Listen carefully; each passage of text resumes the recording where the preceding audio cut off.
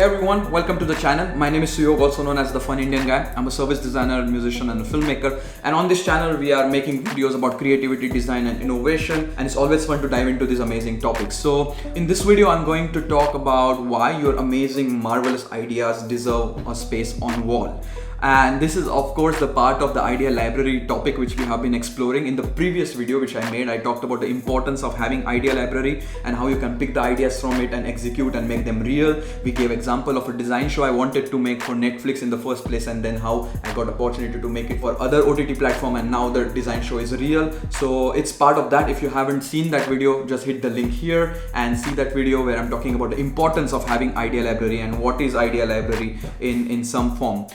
I've been using a lot of methods, different methods to create my own idea libraries for different purposes. And in today's video, I'm going to talk about one of those methods, which I always use. It's very hands-on method. For the people who work in design field, they already know this idea, but I'm just gonna share with you how I use this tool or how I use this medium for locking down ideas and making a library. This method involves these basic two things. One is a post-it or a sticky note and a marker to write down on it.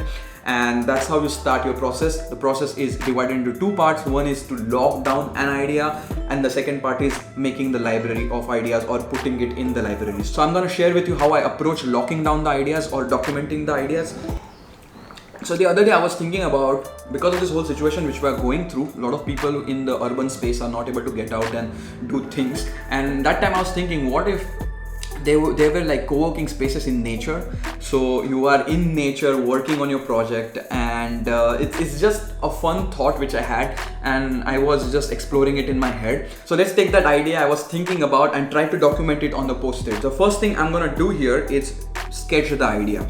So post-its are very visible, they are going to go on the wall, so it's a good idea to have the ideas in a visible form, in a sketch form, that whenever you look at the wall or whenever you look at that post-it, it's easy to grasp that idea instead of reading the text. So I'm gonna sketch here. You don't have to be amazing at sketching. Now you will also see I'm gonna just draw a stick figure and just put the idea on the paper in a visual form. So we were talking about co-working space in nature, so I'm gonna draw like a couple of trees, very basic trees here.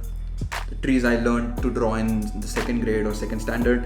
I'm gonna put a table, very basic. Nobody's gonna judge us here. It's just for us, for documenting the idea. I'm gonna put a person here with a laptop on the desk, another person here sitting on a chair with a laptop, and let's say maybe the trees are giving Wi-Fi because they need internet.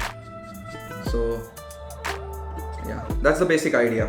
So we have sketched it down. It's just a visual representation of the thought. So whenever you draw it, you will realize you also come up with different ideas. For example, Wi-Fi from trees. It's just giving more time to that idea to process and to get into your thinking. The next step we're gonna follow is basically you draw a line and then write the title of the idea. So it's easier also to categorize and understand. So I'm gonna just write, let's say, nature co-work. Okay. And that's the first part of this process, to document the idea. Here we have our idea. And now the next thing is to create the library. So basically we're gonna peel this off. Okay. And go to our wall. So now you're going to create a space on the wall for your idea library. A dedicated space is good to have, like an idea exchange. You can always go there and see the ideas or take them out or put new ones on the wall. So it becomes a space for idea exchange, and you can get creative with it. For example, you can use different colors of post-its or sticky notes for different categories of ideas. You can also use different colors of sketch pens to depict something else. You can have your own categories. You can have your own labeling. So it's always good to organize them, organize the whole idea library. So it's also easier to access them. This idea library always motivates me, because whenever I walk across it or whenever I look at it, by looking at the sketches, by looking at the ideas, I always get motivated to do them. It triggers me to take action. So that's a very good benefit of having ideas on the wall and reflecting on it. Of course, you will have to set your own method of what to do with those ideas next, because just having too many ideas on the wall and doing nothing about it is also sad, and then that space on the wall becomes anything but motivating. So you have to be very careful with it, but it's always good to have them on the wall wall, so it's kind of making you accountable to take action. So it also helps me in that sense. There are also methods I use to document ideas in different formats for different purposes, and I'll be talking about them in the next videos to come. I'll be very happy to see your idea libraries as well, so you can take a picture and send it to me on Instagram at the Fun Indian Guy. I'm not going to steal them, but you can also blur the ideas and just send me the picture of the wall itself.